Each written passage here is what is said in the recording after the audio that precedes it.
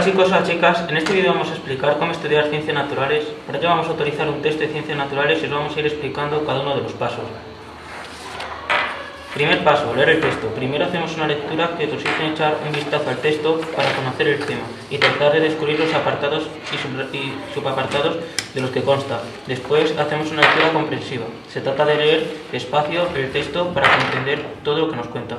Para comprender bien el texto necesitamos conocer todas las palabras y para eso el diccionario puede ser útil y comprender todas las ideas, y en este caso nos puede ayudar a leer varias veces lo que no entendamos.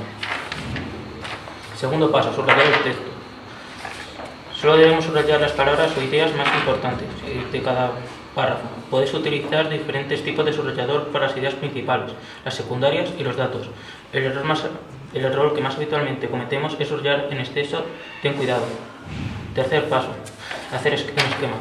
De cada tema se suele hacer un esquema de 1 o 2 páginas. En este caso hacemos un esquema independiente.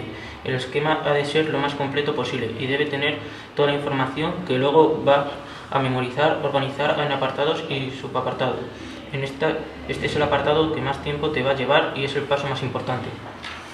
Cuarto paso, memorizar. Memorizar todo el esquema y asegurarte de que lo sabes. Si necesitas a alguien que te lo pregunte, hazlo. La memorización se realiza justo los días antes del examen. Quinto paso, repasar. Si la memorización no coincide con los días previos al examen o deseas retener toda la información de forma permanente, necesitas hacer repasos periódicos, justo después de haber realizado la memorización. Esperemos que este vídeo sobre cómo estudiar ciencias naturales os haya resultado útil. Un saludo.